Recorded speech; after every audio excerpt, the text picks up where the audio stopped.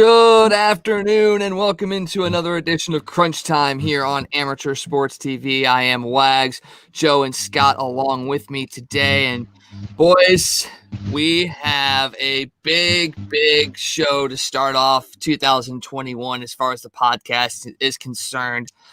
In just a few minutes, we're going to be joined by KMOX Sports Director Tom Ackerman for not the first, not the second, not the third, not the fourth, but the fifth time Tom Ackerman is going to be joining us. And yes, I know I sounded like LeBron there, and he's my anti-hero, but that's pretty damn cool. It's very cool. It's still exciting that he keeps coming back. It is. I mean, I've always liked Tom Ackerman. His show Garage Happy Hour has been so great. All the guests he's had on there, and you know, he's just been a focal point in St. Louis sports here in St. Louis for a long time, and it's nice to have support from a guy like that. That's for sure. Yeah, he's been really good to us in a sense. He's helped us out by coming on the show during times where he rightly could have been like, look, a lot of stuff has come up. You know, one time his daughter was homesick from school. He still hopped on with us. Another time there was, snow and ice on the ground, and he still found a way to get in contact with us and come on the show. And now the fact that we're in the pandemic still and not able to get together, he's still like, just, we'll get on, we'll find a time to make it work. And that's going to happen. So what he's done in that aspect has been huge for us. He's helped us out getting in contact with other personalities and with sports organizations and all this kind of stuff. And it's just, once again, it just goes back to how the media in St. Louis, however they're portrayed outside of St. Louis, is not what they are about. These people here in the media in St. Louis are willing to help out people, whether they're competitors, friends, high, low, amateur, professional, whatever the case is. They're here to help, and that just shows you the type of environment that St. Louis really does produce when it comes to sports and the media. Yeah, it really does. I mean, we've been so lucky because there's really been nobody in St. Louis sports or St. Louis media that we've reached out to that hasn't been willing to help and been like, yeah, what can we do to help you? What do you need? I mean, we've been really lucky in that aspect. Yeah, and Gene, Tom is 100% class, and I was watching the show he and Kevin Wheeler were doing today, and you got on their show today, Gene. That's pretty cool as well. They talked about your comments and answered your question, and once again, it just goes to show you that they're willing to help out anybody because they take fans' questions, and it doesn't matter what the question is or how it's going to be answered. They're going to find a way to talk about it. And it just that interaction with the fans is pretty cool of them as well. It is, and that's what I want to be portrayed as someone that would help somebody else out if they need it. Because I know a couple of my friends starting podcasts up. I was just talking to somebody today. He's trying to get a St. Louis Blues podcast going, and I'm going to be promoting that a little bit more too. Oh, really? So there's a competing blues podcast coming on the scene here? Yeah. Oh, really? I actually helped name it. Its name is Midwest Chirps. Huh. So us over at Blue Notes are gonna have to throw down here real soon, right? Maybe.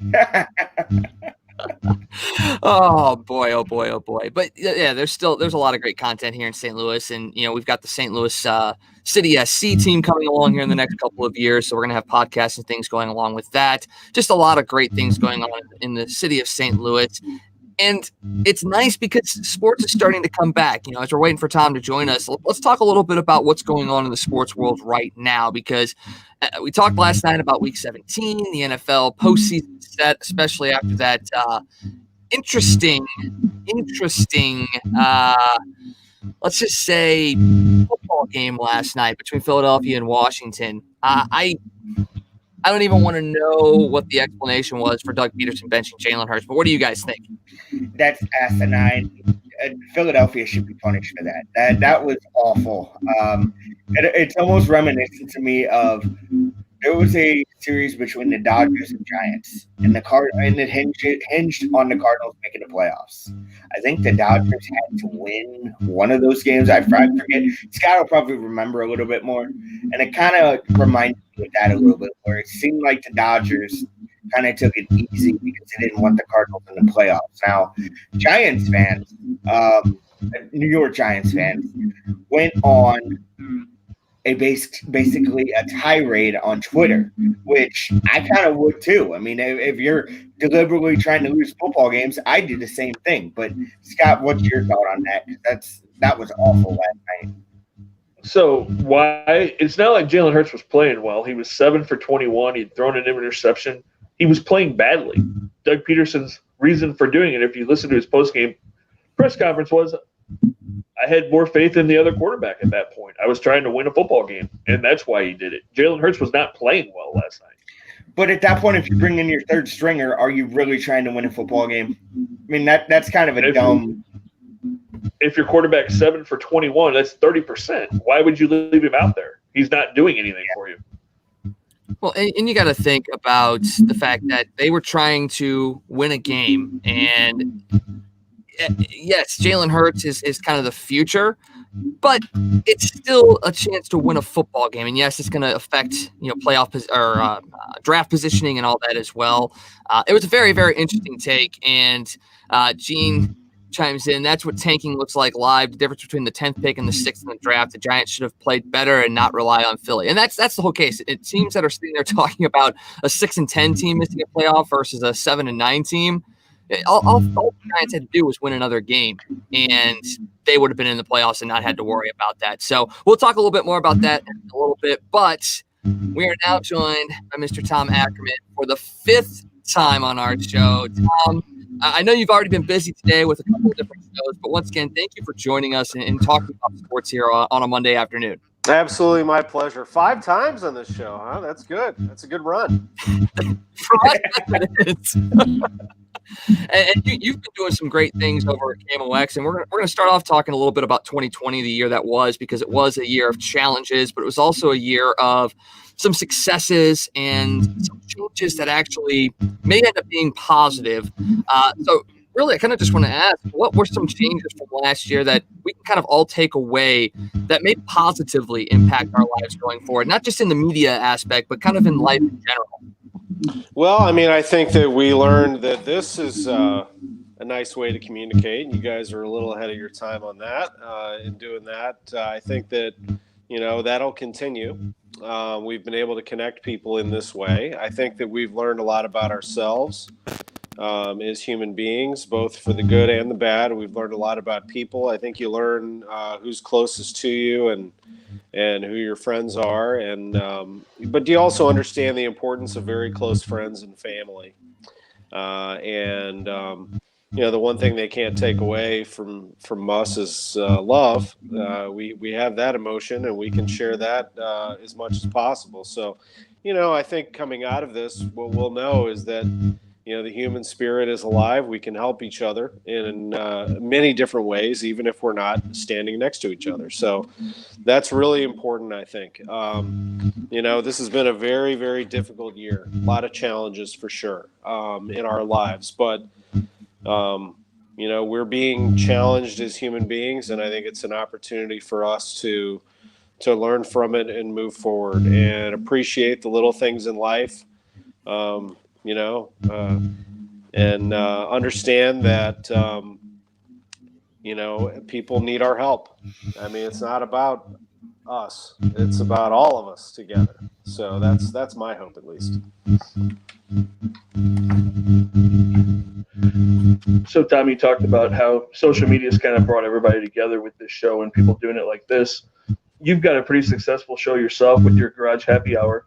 Talk about how you got that started and what was kind of the idea behind that when you got going with it. I mean, that was it was fun. I mean, it started out, I came back from spring training at the end of March and decided that I wanted to just give people a distraction. So I sat on my back patio with a beer and said, "Hey, what's up? How's everyone doing?" And I did that at 5 o'clock on Twitter almost every day for about a week or two. KMOX actually reached out. You know, it was getting a little bit of attention, and someone in our marketing department reached out and said, "Hey, I like that happy hour that you've been doing, that Twitter happy hour." And I said, "Yeah." He said, "Do you think there's anything more you'd like to do with that?" And I said, "Yeah, it'd be great." And he goes, "I have an idea." And so he got back to me and he said, "You know, what if we did a Facebook Live and you could interact with people on video?" And I was like, "Well, I kind of closed my Facebook, or I deactivated my Facebook account for the time being, but we could give it a shot." And I was wondering how to get people from Twitter over there. But anyway, the idea was to do that. And he said, we actually have a sponsor that would be interested, and it's Overhead Door.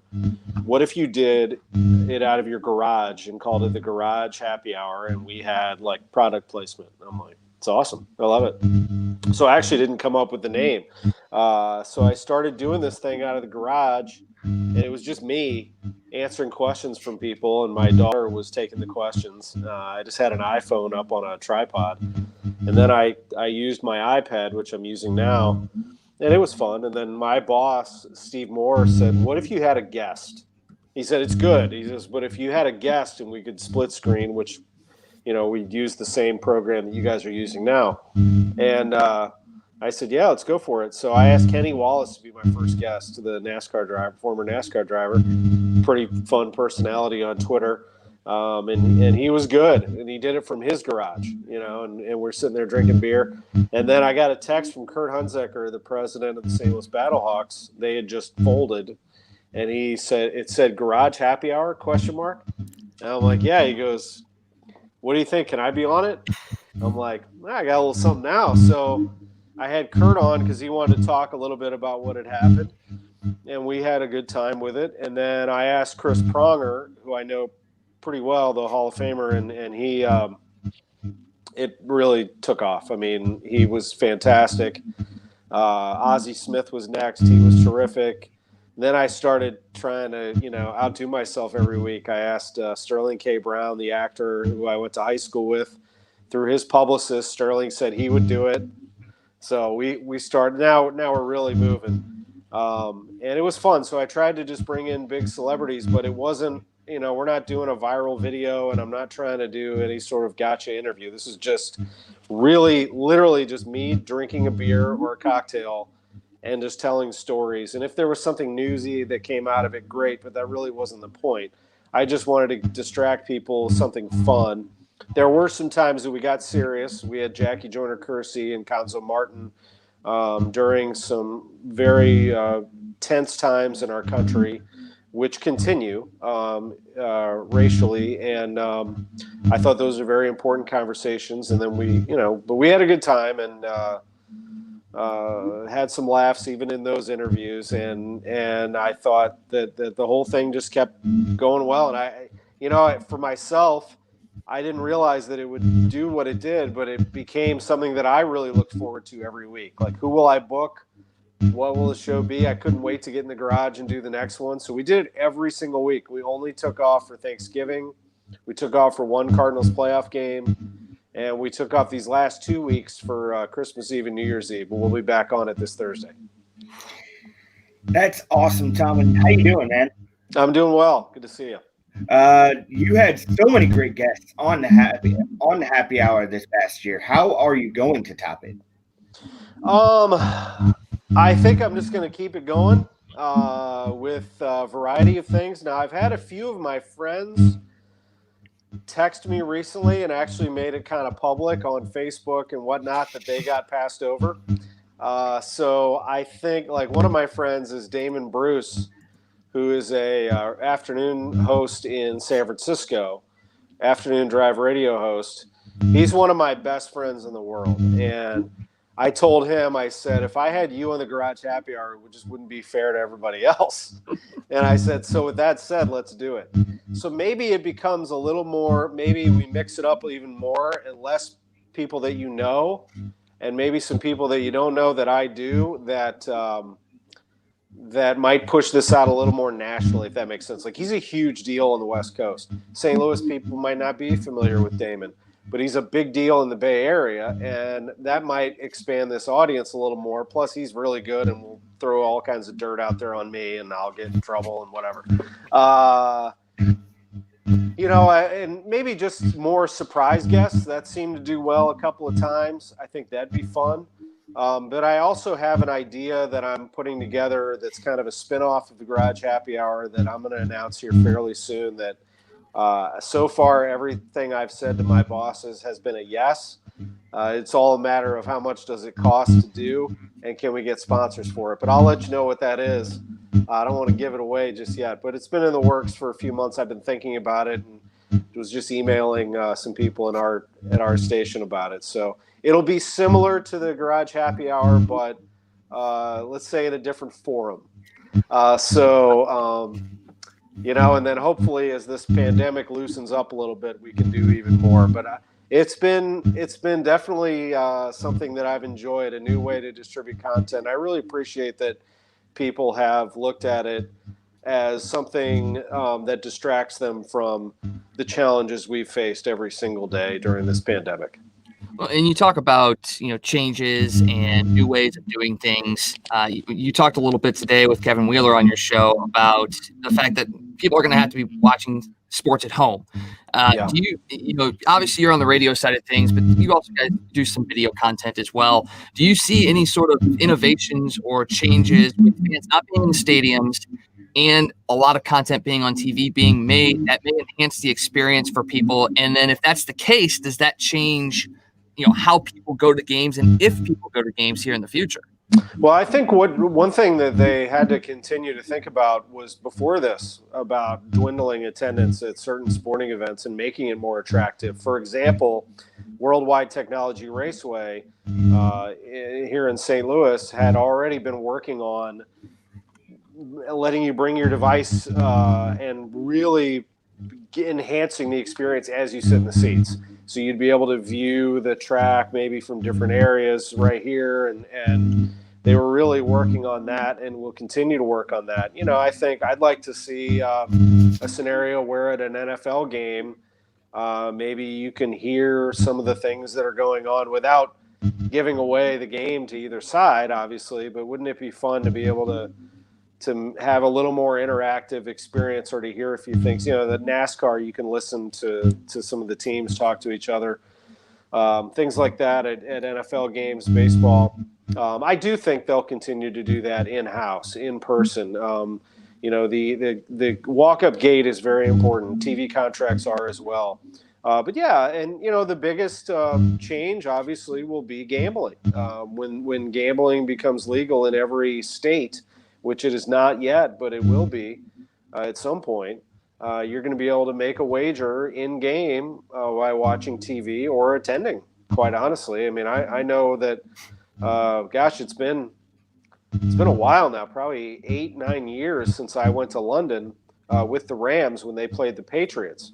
And we went to Arsenal to go see them play, Stan Kroenke's team. And we went out and a bunch of us were up in this suite, and they said, "Okay, everybody." And they handed out these pieces of paper and pencils. And I'm like, "What's this?" They're like, "In case you want to make a wager." I'm like, "A wager?"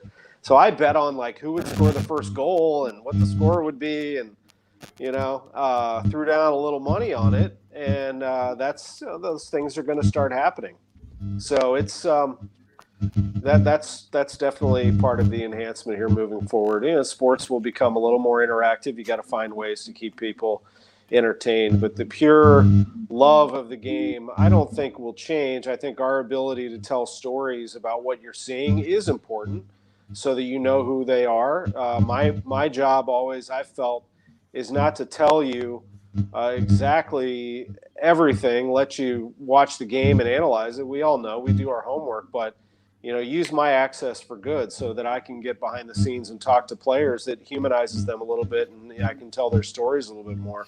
And then, for developing the team and knowing the front office, we can have that access to teach you a little bit about what they're doing behind the scenes. Hear the coaches and players talk strategy, of course, will always be a part of covering the game, but that part of it will never go away. I don't think. I mean, I think as players and coaches continue to cycle through organizations, you want to know who they are. Who am I rooting for? And I think that helps the whole experience.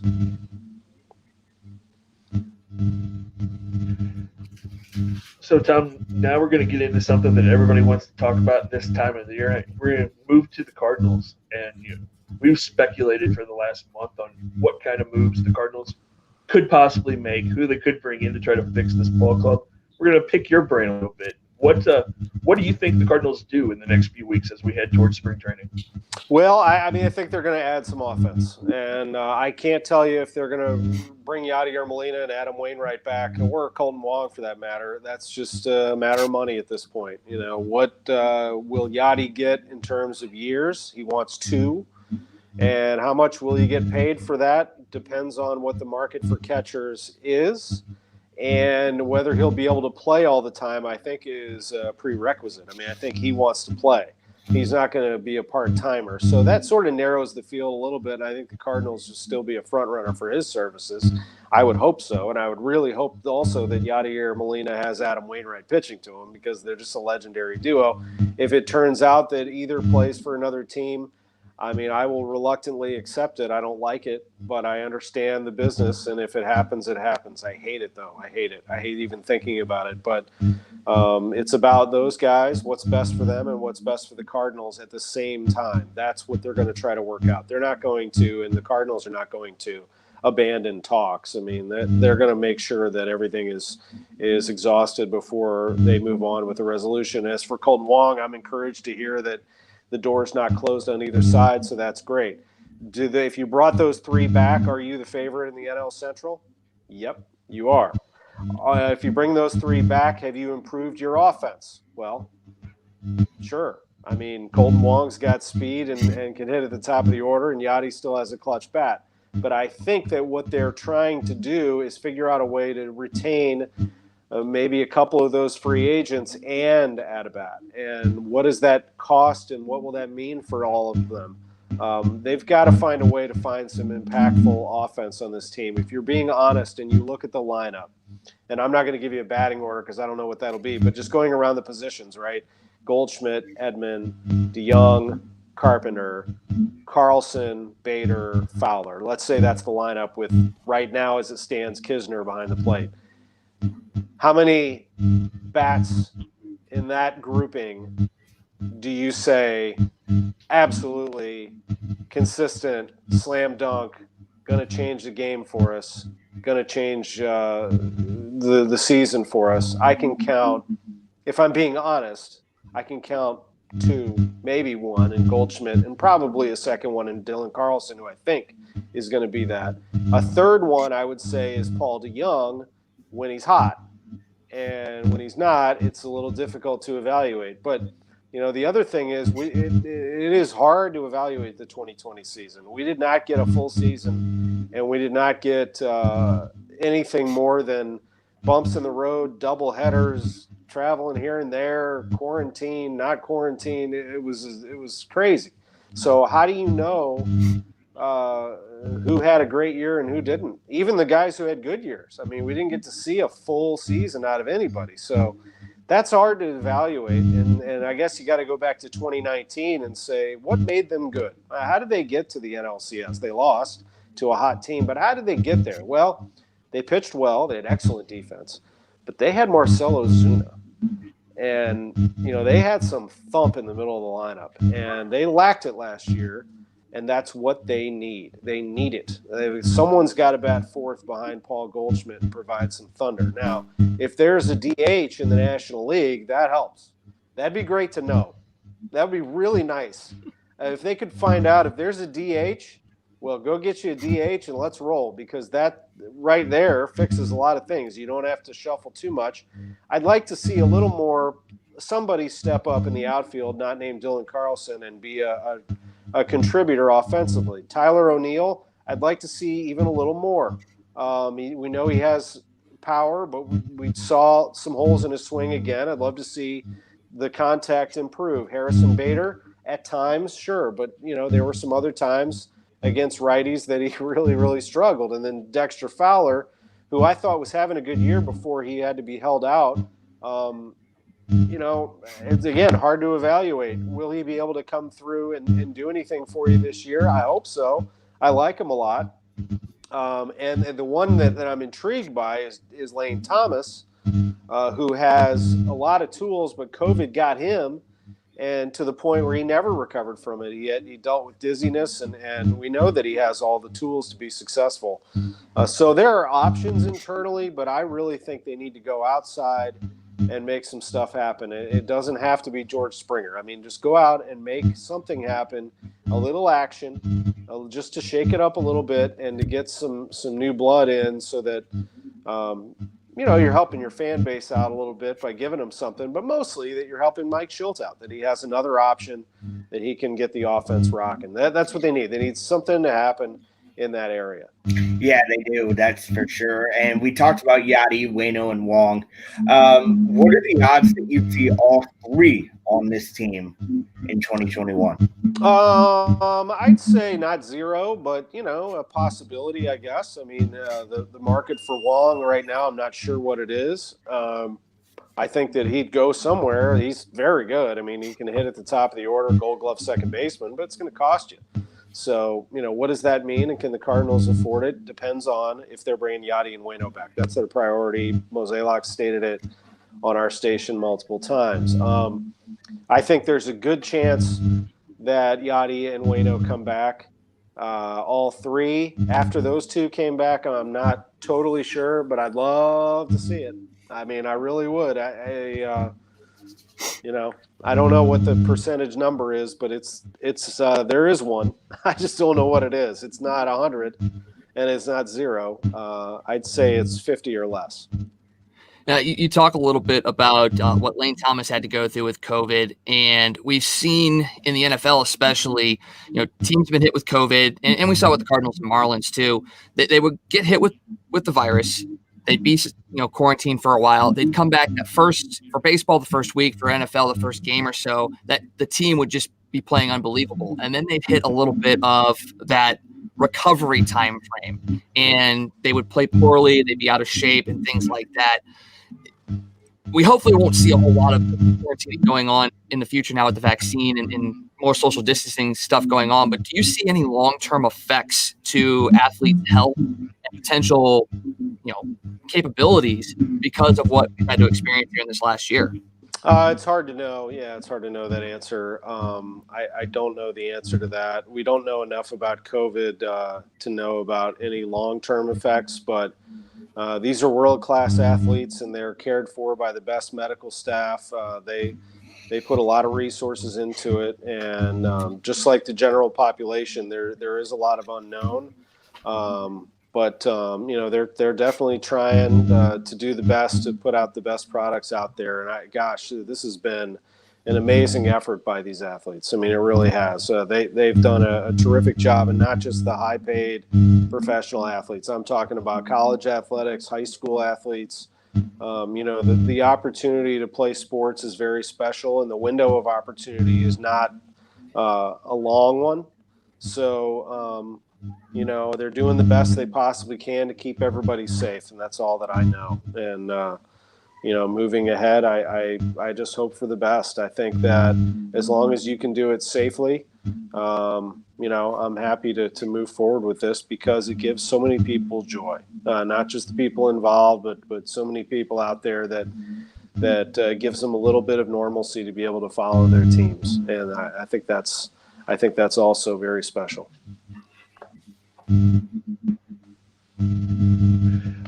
Going back to the Cardinals real quick, talking about bats that they could add to this team. We've pushed really hard on this show, as you probably have heard, for Nolan Arenado. And it's probably not something the Cardinals are going to do during this offseason. But if they're back in the ballpark, and if the Cardinals are in the hunt, could you see them maybe at the trade deadline revisiting those conversations with the Rockies and seeing if they could work out a trade for Nolan? Boy, Nolan Arenado in the NL West, with the Padres and the Dodgers being as good as they are. Come on over, big boy. Let's go. Bring it on over to the NL Central. No, I think a lot of it's up to him, because of the opt-out. That's the big thing there. I mean, I think that if the Cardinals well, who doesn't want Nolan Arenado, right? I mean, there are a lot of teams, I'm sure, that have been looking at that situation, but that's the big thing, is the chance that he can be a free agent again. So what does that cost you then? What does that cost you now? And everything in between. I mean, there are teams with money, but the question is he going to come back to you? You know, so I don't know. It's tough. I mean, the Cardinals have prospects. They've got some good ones. Do they want to get rid of those for the risk that Arenado wouldn't be here beyond, that short amount of time? So that's the big thing there. And I'm not so sure that I don't know for sure that he wants to go, and I'm not sure that the Rockies want to deal him either. So there's just so many variables right now. There's no denying what a player he is. There's no denying that the Cardinals have a need at third base. But to be honest, he'd fit everywhere. I mean, if I'm a team and I can get him, I'm moving somebody. Unless I've got the greatest third baseman on the planet, which he is. Maybe the Padres with Machado. I don't know. But there are some. I mean, that's a great player. So it's a little more complicated, I think, than just pulling off a deal, obviously, at this point. But yeah, I love the guy. I think he's great. I think he's great for the game. I think he's a face of the franchise type player. You brought up, Tom, what do the Cardinals think of their prospects? How will changes to the minor leagues affect how teams value prospects, make deals, and develop players? I mean, we didn't have minor leagues last year, so that's hard to say. What Nolan Gorman could have done last year, his value probably shoots up even higher. Right now, we don't know because we didn't get to see him. I would have loved to have seen him attack some Double-A pitching last year. So now, you just hope that you get to see maybe Nolan Gorman's the answer at third base. I mean, maybe he starts to take off, and just like you did with Carlson, you say, hey, look, this guy's hitting bombs at Triple-A. Let's bring him up and see, but we haven't seen him. But yeah, that's definitely an important point, is that if the minor leagues are playing right now, and there's going to be some semblance of minor leagues here in 2021, we'll have a better idea of what the Cardinals' prospects are, and other teams will as well. But for right now, I think we're still in a holding pattern there in a lot of ways. I think that said, we did see a good number of prospects on the pitching side come up and do a lot. If I were to hold on to anybody right now, it would be Gorman. I wouldn't let him go anywhere until I get to see him a little more. And then on the pitching side, there are a lot of good ones. So the one that jumps out to me is Oviedo. I want to see him, what he does with a full major league season. Johan Oviedo is something special. So just my gut feeling there. But Cardinals have plenty. Cardinals are doing very well in that area. They've done a nice job. And sometimes, unfortunately, those players slip away. And that's what we saw with Randy Arozarena. He didn't get enough opportunities in the big leagues. They didn't have enough to go on, and decided, good prospect, we're going to package him for Liberatore. And as it turns out, he becomes Babe Ruth. So now what? You got to go back and say, why didn't we give him more of an opportunity? And how do we do that with our other prospects? So that'll be something the Cardinals definitely weigh here. And I've tried to be a realist in all this and tried to talk some fans down from the ledge, because they see what Randy Arozarena did in the playoffs last year. They've seen what Tommy Pham has done over in San Diego, and from there on. And we've lost prospects, but there are so many prospects in the system that you never can tell really how good these guys are going to be. And then we're also basing this off the fact that it was one postseason with Randy Arozarena. But does these, I guess I wouldn't say failures, but maybe missteps in letting some of these guys go early, is that kind of setting into the Cardinals front office mindset that maybe we do need to hang on to these guys maybe just a little bit longer, maybe don't make these big moves, and really actually truly see what we have in our youth in the organization? I mean, they've identified that they have developed talent, because Arozarena's one, Voigt's another, et cetera, et cetera. Like they've had good players. Now it's a matter of, why didn't we have opportunities for those players? Voigt didn't have an opportunity here. He was blocked, so they dealt him to the Yankees and got Chasen Shreve, and as it turns out, they got a pretty good pitcher also.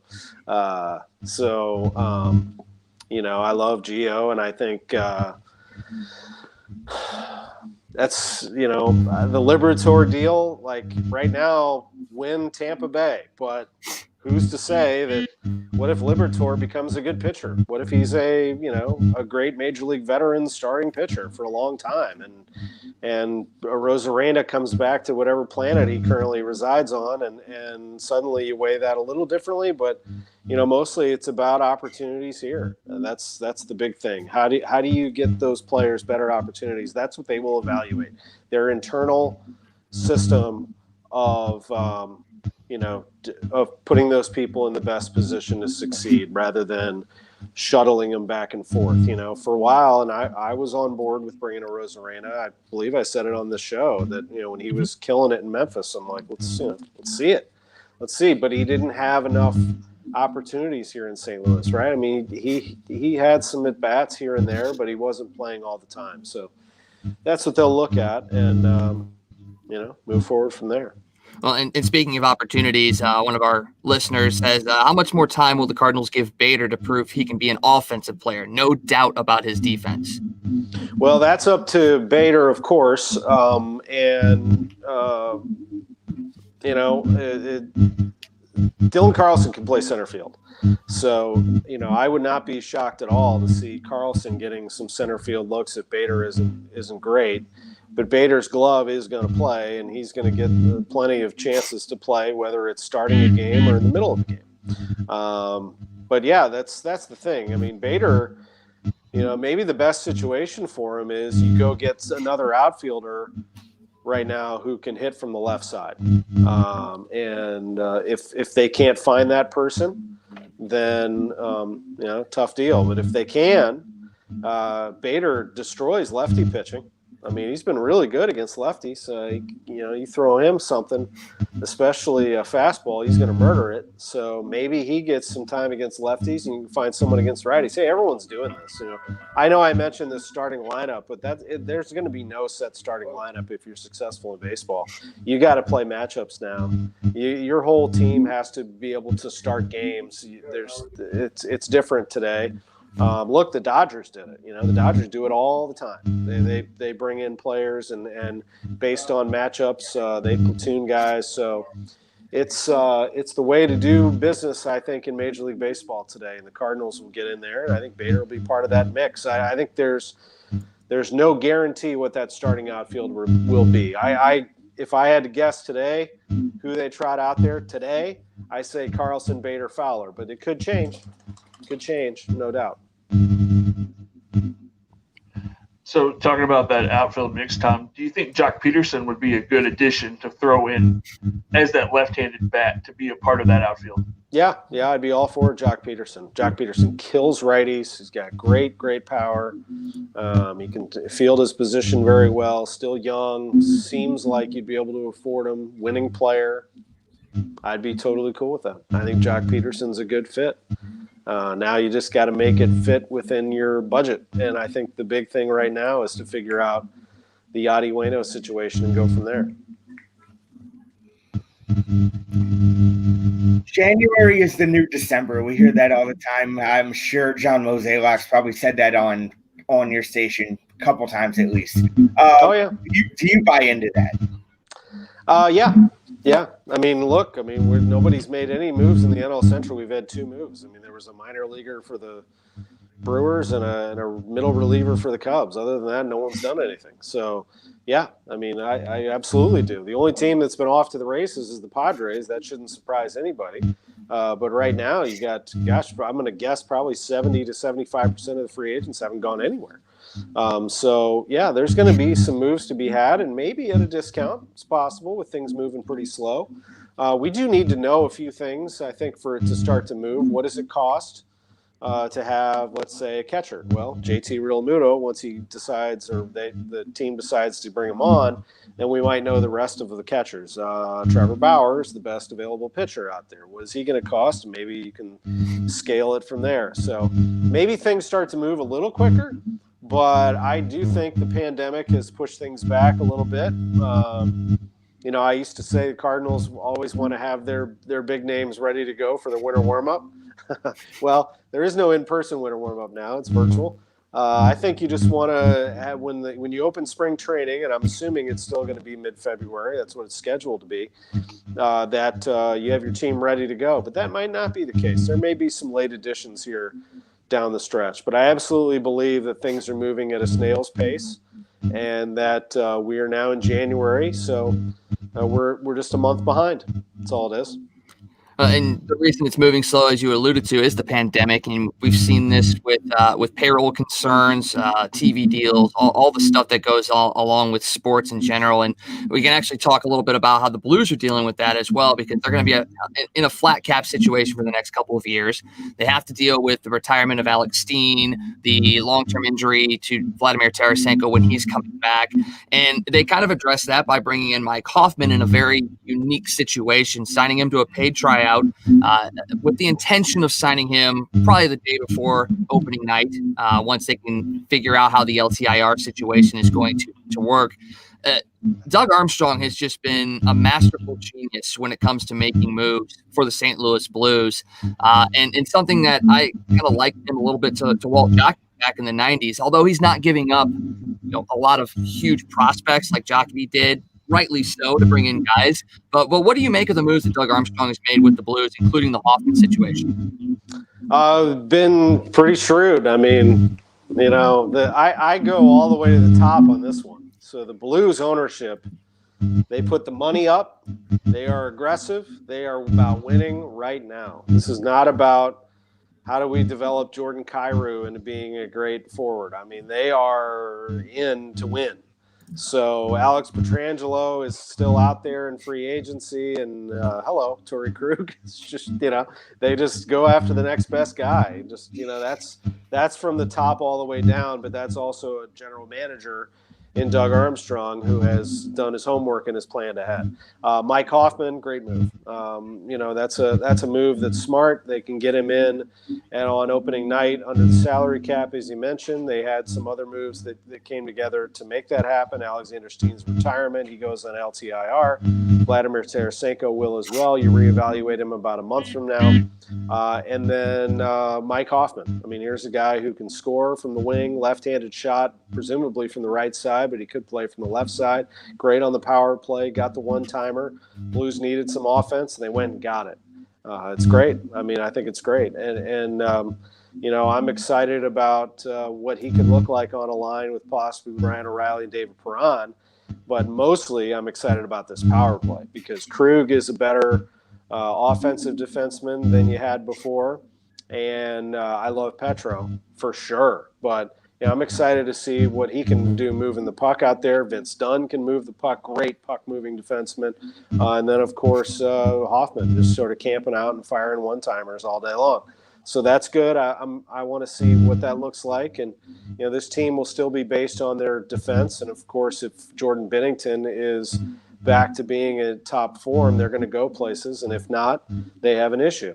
But what it comes down to is you make the moves that make you win right now. That's their philosophy, and I'm excited about that. That's exciting for the fan base. Any Blues fan should be fired up about this team moving forward. Sure, there are questions, but they got a lot of good players. I'm totally cool with questions. I mean, it'll work itself out. Give me talent. That's what I want.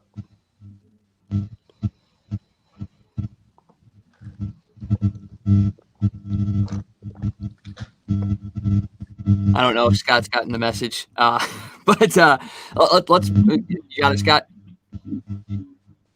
I didn't. I froze down here. Oh, it's okay. It's okay. You talked about Vince Dunn a little bit. Do you ever see him being more than a third pairing defender? Yeah. I think he continues to grow as a player. I think these players continue to learn who they are and how they fit in, and a lot's going to be asked of him. So, yeah, I think he's one of those players that definitely is on the rise as he develops into a star in the NHL. And the other one, to me, on the offensive side would be Robert Thomas. I think that he could be actually a two-way player in Robert Thomas. I think he could be an excellent two-way forward in this game, and he's got such great ability to play in center or wing. So those are two players to me that could be the next great players for the Blues. Blues have a lot of good youth and veteran mix right now.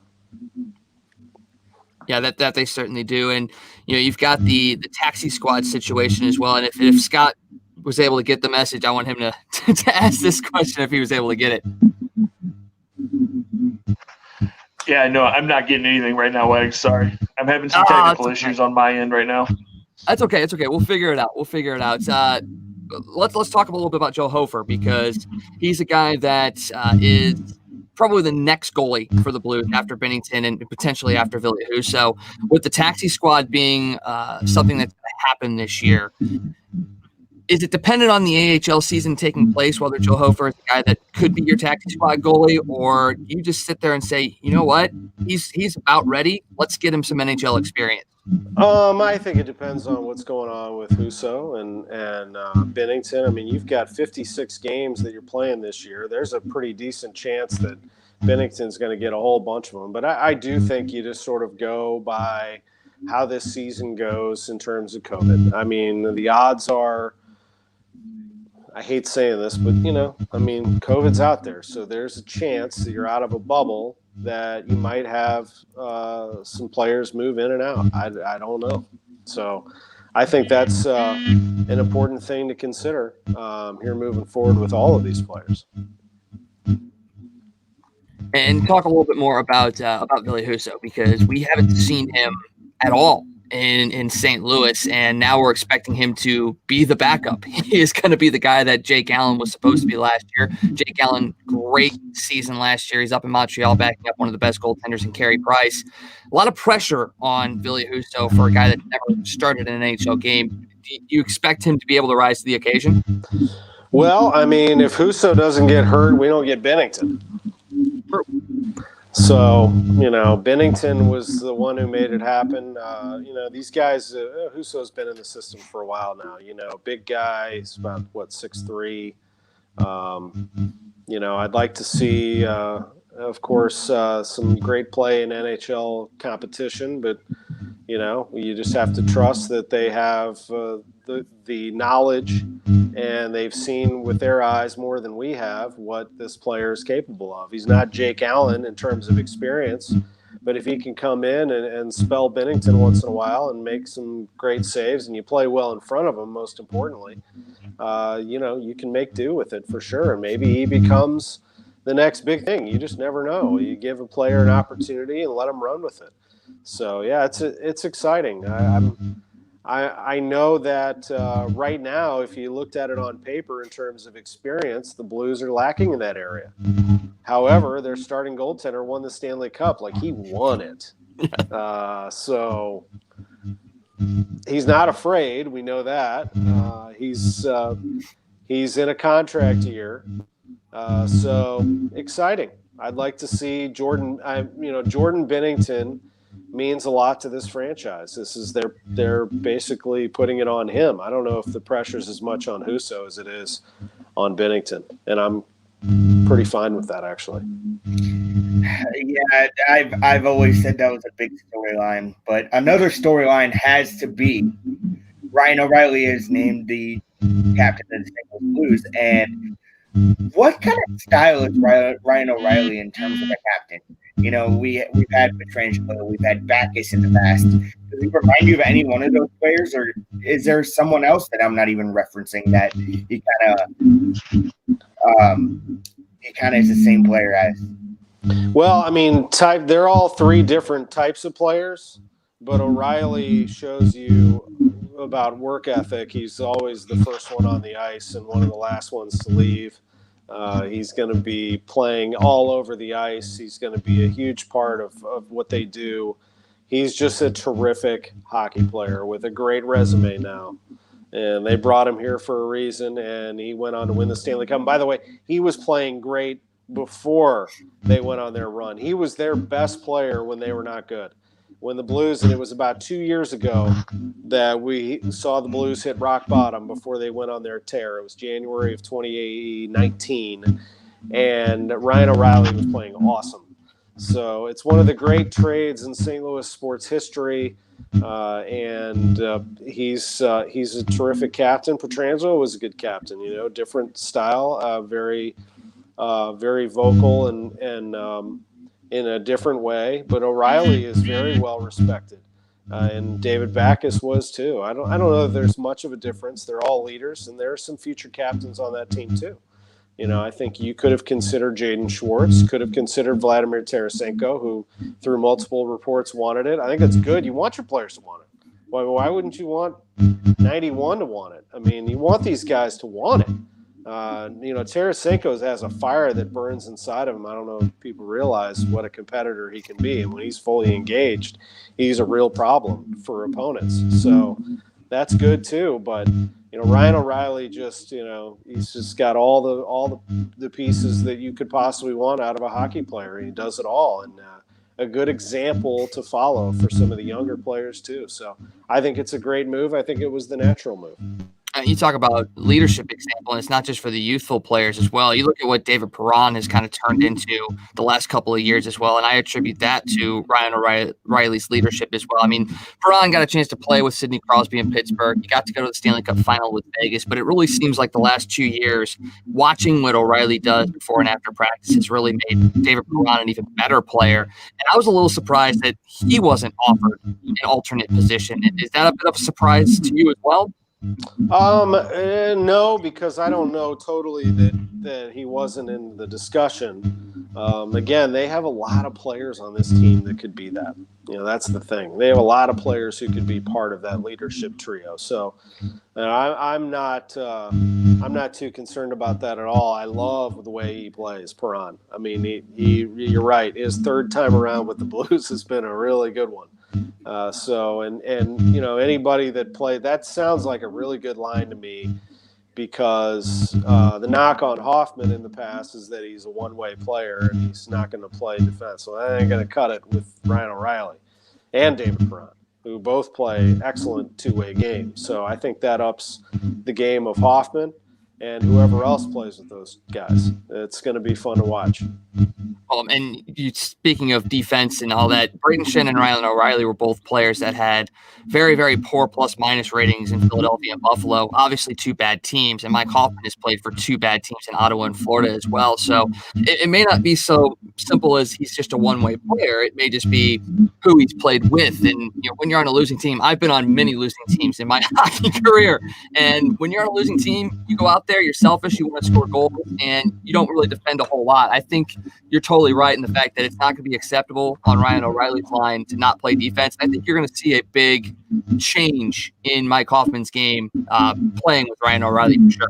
Sure, yeah. I mean, he's not going to be Braden Shen, and Braden Shen hits like a truck and can score for you too. Mike Hoffman's a scorer and is going to find opportunities to do that. Hey, the best scorer in Blues history and maybe in NHL history, one of them is Brett Hall. He wasn't exactly a two-way player either until a little later in his career when he became a little bit more of that. But I expect Mike Hoffman to be able to do some of those things too. But let's make no mistake about it. He came here to score goals, and that's exactly what they're going to employ him to do. So yeah, it'll be fun. There's no question about it. You got a lot of pieces and that's the other thing is you got the right coach for this. I don't care. Mike Hoffman, I don't know him. From what I understand, he's a heck of a goal scorer and is going to be very receptive to leadership. You better be around Craig Berube. He's going to make sure that his message gets across. And, Hoffman came here for a reason. He made the decision where he wanted to go. He wanted to come to the Blues because he likes what he hears. And also it's an opportunity to win. And they have the ability to pay him. All those things work out. It's a great fit. Can't wait. I'm going to try and see if Scott's able to get in. I know we're having some technical difficulties with him, but Scott, if you want to go ahead and move into college basketball, let's talk a little bit about that because big news came out today for a lot of St. Louis teams. Yeah, big day today. We've seen three teams in the area ranked in the top 25 this week. And Tom, talk a little bit about how much fun it is to have SLU back on KMOX and the success they're having, even though they're in their little bit of a COVID break right now. Yeah, they're in the pause right now for the men's and women's side. We're actually going to do some women's games also. So both sides are paused right now, and it's too bad. But great news today with them moving in. They didn't even play. They get into the top 25. I love it. 23. They're really tough. they've got it all. They have an excellent point guard in Yuri Collins. They've got the smooth scorer in Javante Perkins. They've got the do-everything guy in Jordan Goodwin. They got the big boy inside in Hassan French. They have shooters. They have rebounders. They have defenders. They have an enthusiastic coach. They're very deep. You talk about depth. I mean, SLU is one of the deeper teams in the country, and it's just a matter of time before they get recognized. And now here they are in the top 25. So you get that little number next to your name, and that attracts a little more attention. But they are built for a team that can be very successful in the A10. Unfortunately, they're going to have to miss a couple more games now because they haven't officially announced it, but it's a 14-day quarantine, so you're going to miss 4 games. But those games get rescheduled, and you just go do the best you can. But they're one of the better teams in the league. They played a great schedule. They beat NC State. They beat LSU. They almost beat Minnesota on the road. Minnesota, as it turns out, is really good. So the better Minnesota plays, the better for SLU. I love it, and having them back on KMOX is amazing. I mean, I'm a college basketball guy. I grew up playing basketball. I grew up a Mizzou fan, but I went to Indiana, got a basketball education there. I love the game so much. I've been covering the Billikens since I set foot in the door at KMOX in '97, covering Charlie Spoonhour's teams, and between Spoonhour and Lorenzo Romar and Brad Soderberg and Rick Majerus and Jim Cruz and now Travis Ford, it has been a memorable run of covering basketball.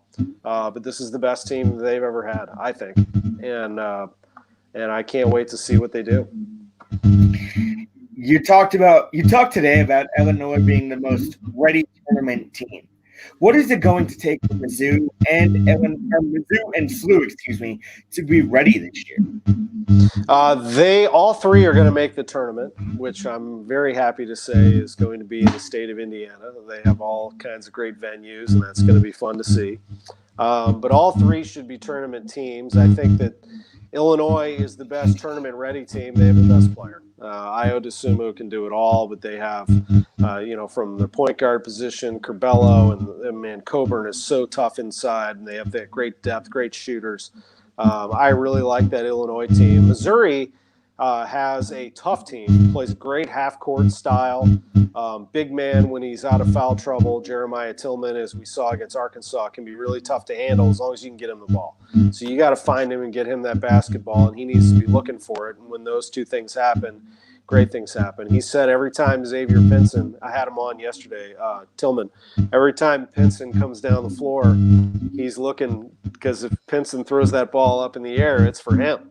And he's going to throw it down, which they did from the opening tip. The player that makes Missouri great, though, is Pinson, in my opinion. I think he's so quick, a great burst, an X factor all across the board. They will be tough to deal with if X is playing great. What makes them a deep tournament team is going to be about the success of Tillman. If Tillman stays out of foul trouble and stays healthy, he's one of the best big men in the SEC, if not the country. So you're going to have to account for them, because if he gets hot, they leave shooters open. They have shooters. If he's not in there, they're a different team. So that's really important. And for SLU, this has been very hard on them to have to go through this, I know.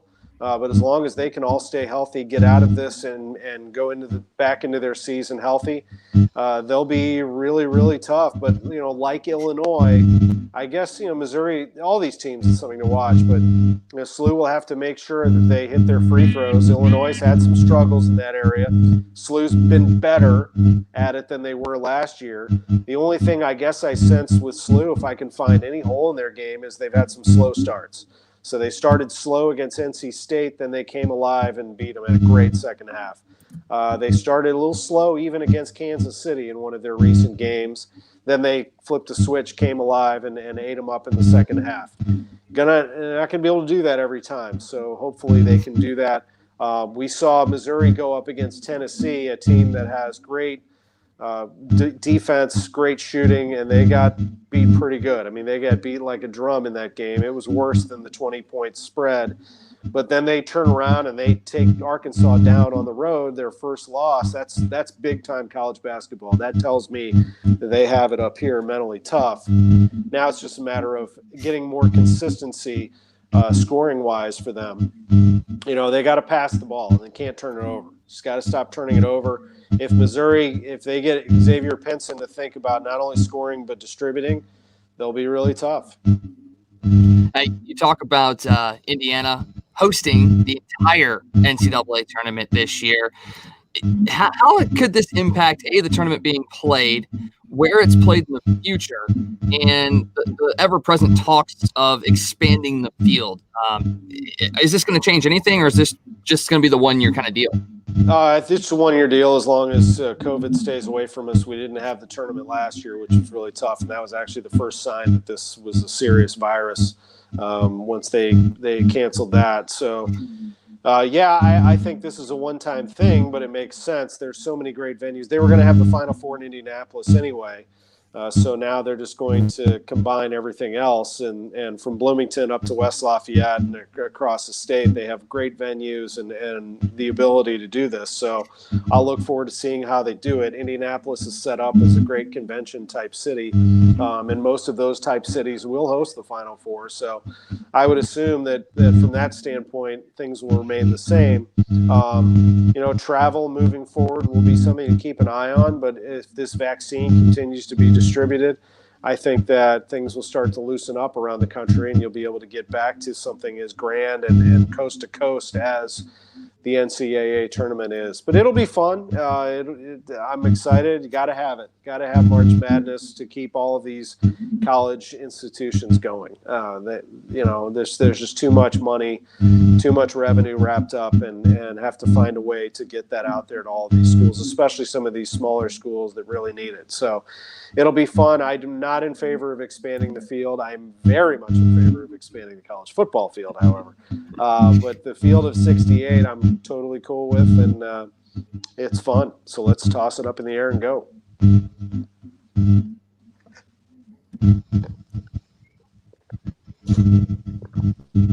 I think we might be losing Scott. I think he's a little behind. So we're going to go ahead. We're going to keep rolling along here. Let's talk a little bit about Indiana football, because I know that you've had your entire year essentially has been following Indiana football.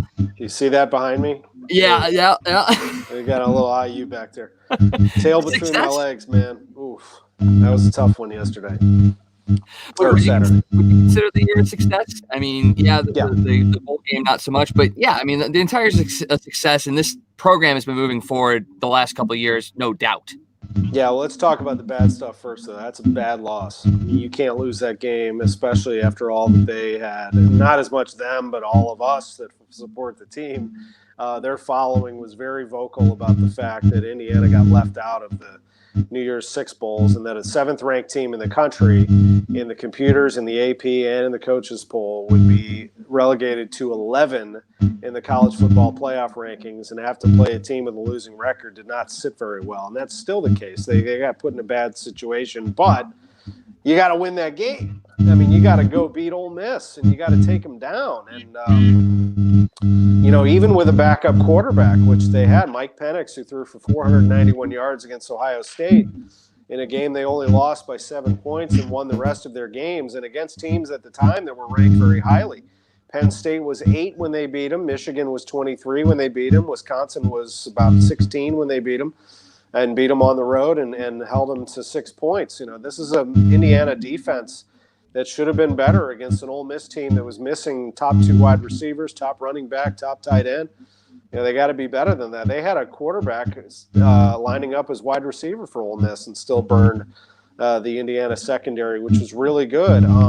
The offense for Indiana was not very good either.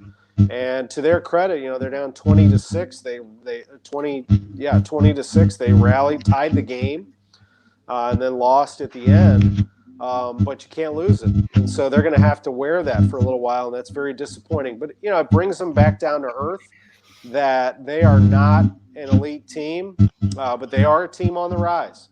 So I think it's both. I think it's very disappointing But if you're looking at big picture, it's a little encouraging because they now can recognize that they have a lot of work to do. They have a lot of things that they need to do to be better. It'll be fuel for the fire. They were very upset at the College Football Playoff Committee for keeping them out. The head of that committee is Gary Barta. He's the athletic director at Iowa. First game on their schedule is Iowa. So they play Iowa on the road their first game. The third game of their schedule is Cincinnati. That's nice. So now you get another opportunity to show your worth.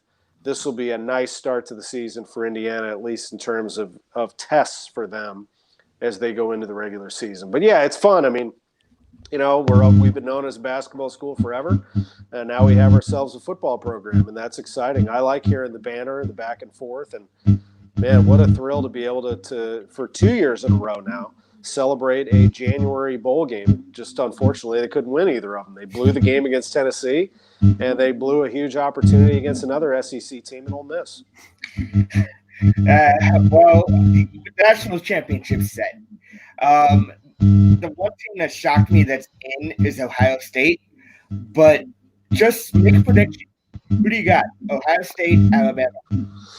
I'm going to take Alabama in this game. The spread last I checked was 8, and I think that's too many. If I were to put money on it, I'd take Ohio State in the points. I think it'll be a really close game. I think that Ohio State has the firepower to hang with Alabama. They have a good defense, not great though. The problem with Ohio State is that secondary might be a tad shaky, possibly. We'll see. You got to figure out a way to cover Devontae Smith. You can't really double him because if you double the best player in the country, someone else will be open. They have a great quarterback, very patient, and you must put pressure on him. If you don't put pressure on Mac Jones, you're dead. I mean, they'll find a way to beat you. So Najee Harris, Mac Jones, Devontae Smith, as good a trio as we've seen in college football. But Ohio State just showed that when they're clicking, they can absolutely score. And I loved seeing the game out of Justin Fields. I felt like Ohio State could win that football game, and I was right about that, and I was happy about that. Now I think they got it right. I think these are the two best teams in America, and I think they will put on a show. I think it has the potential to be a very exciting college football game. And I don't think Alabama's defense is really good, but it's not as dominant as it's been in years past.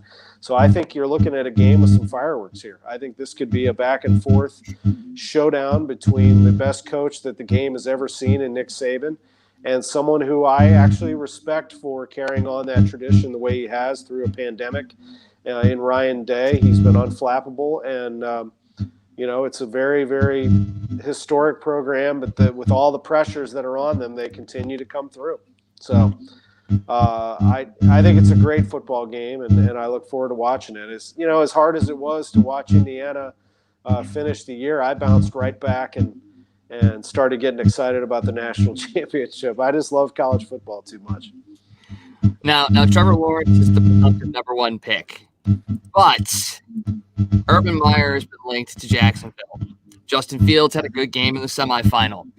If Ohio State beats Alabama and Justin Fields puts up a massive game and Urban Meyer is officially named head coach of the Jacksonville Jaguars before the draft, do you see any scenario where Justin Fields could be taken over Trevor Lawrence despite Lawrence's track record over the last 3 years? That's a lot of ifs. I mean, Trevor Lawrence really appears to be a once-in-a-generational talent based on his track record and his ability over a long period of time. I really like Fields, and I think he'll be a great player. I think that's maybe a tougher call than people get credit for, but I think Lawrence, no matter who's the coach of the Jaguars, is going to be the quarterback for them. And then, who knows? Maybe Fields goes second. Maybe Fields goes second. And it could be fun to watch them both perform in the NFL and see who turned out to be right. But Trevor Lawrence is a great player. I mean, I don't think you'd have any issue taking him number one. I would expect it. I think he'll be an outstanding player. And this is a good era for quarterbacks right now. Lawrence coming in. I love Josh Allen in Buffalo. Love Josh Allen. I think Patrick Mahomes is the best quarterback in the league, and I think that he is somebody that I don't think you realize how good he is, and maybe we take for granted how good he is. But the best player in the NFL this year and the deserving of the MVP because he's had the best year is Aaron Rodgers. I mean, this has just been amazing to watch. He's my favorite player in the league. I love watching him operate. I love a guy with a little fire burning in him, and you know that he has that. I think we're going to see a showdown, not to transition into the Super Bowl already, but I think that this is a year where having a week off is a huge advantage, and the only teams that have it are the Chiefs and Packers. And so I would expect that is the Super Bowl matchup, Chiefs and Packers. It's been a while since a team was able to come out of Wild Card Weekend and win the Super Bowl. So, Tom, you saying that Aaron Rodgers is your favorite player and he's going to win the MVP? That made Joe perk up in the corner there because he's a huge Packer fan, so he got awfully excited to hear you say that. But, both of those are true. He's my favorite teams, player, and he's going to win it. I was saying that. Other than the Chiefs and the Packers, who do you think has a real shot? Do you think Buffalo and the Saints could make a run at knocking those two teams out? Yeah, I'll give you in each conference. So in the AFC, Buffalo for sure. I mean, I think they're really tough, and I think they're fun, and they've got a great offense. The other team in the AFC, Steelers always. You can't really count them out. My favorite team to watch, and the team I'll be kind of pulling for just because I like teams that have had a long-suffering fan base, that would be Cleveland. I've always been attracted to the Browns, so my heart will be pulling for them. I don't think they're the best team by any stretch in the AFC, but I think they're fun. Love how the Ravens are playing right now. Love Derrick Henry and the Titans, but one of those teams will have to go because they're facing each other. And then over in the NFC, nobody's better than the Packers, and they're going to be tough to beat at Lambeau. However, if I were to pick two, I would identify the New Orleans Saints as a team. I think they'll take care of the Bears. Aren't very good. I think they'll take care of that even if they didn't have Alvin Kamara, which it looks like they will. And then the team maybe not enough people are talking about right now is Tom Brady and the Tampa Bay Buccaneers. I mean, listen, you cannot count him out at any time. And he knows this time of year very well. They get a good first-round matchup on the road, and he's played well on the road. They're going to go to Washington. I see them winning that game, and then we'll see where they go from there. But gosh, what a year for Tampa, the Tampa area, right? I mean, the Lightning win the Stanley Cup. I almost called them the Devil Rays. The Rays come within an eyelash of winning the World Series. And here come the Tampa Bay Buccaneers. And, oh, by the way, the Super Bowl's in Tampa. So, I would not count out Tom Brady and the Bucs at all. They're not a great defense, but, they get you involved in a shootout. Don't let him have the ball last. And if anybody knows how to play in the frigid conditions of the North, like a Green Bay, it's going to be Tom Brady and Rob Gronkowski. They're used to it in New England, so that makes a lot of sense. And the amount of times that I've said Redskins this year, totally understand the Devil Race thing. Yeah, I mean, wouldn't that be fun to see? I didn't hear what you said there at the end, but wouldn't that be fun to see those two? Yeah, I was saying I've said the Redskins so many times this year, I totally understand the Devil Race slip up. Yeah, I haven't said the nickname of the Washington football team in a while. I was actually thinking this morning what they should be named, and I'm kind of stumped. Maybe they should just be named Washington football team. I don't know. It's unique. Just call them Washington and don't even say football team. Just they're Washington. I don't know. Oh, boy. Well, Tom, we appreciate you coming on. It's been a great hour and 15 minutes. I know we've had to deal with some technical difficulties on a couple different instances, but as always, you brought such great insight, such great conversation, and we've been so thankful for everything that you've done for us and helping us along the way. We can't thank you more than what we've already done so far. Well, it's great. I mean, if you guys had any technical difficulties, I couldn't tell. I mean, it's always fun to chat with you all. And my 5th time on Crunch Time. My gosh, I'll tell you though, I missed that coming in and seeing you guys in person. So we'll get back to doing that. But I appreciate that, and I do appreciate your support with the things that I do, and it means a lot to me. So I wish you guys the very best. Stay in touch with me, and let's get off to a good start here in 2021. We'll do. All right, well, guys, that was Tom Ackerman, KMOX Sports Director. Once again, always a great person to have on the show. We've got a lot more great stuff coming up for you. Don't forget to come back with us tonight, 9 o'clock, every night here on Facebook and YouTube. You can catch Crunch Time Nightly. We'll be with you to talk about everything going on in the world of sports. For Scott, for Joe, and for Tom Ackerman, I am Wags. We will see you guys later on tonight.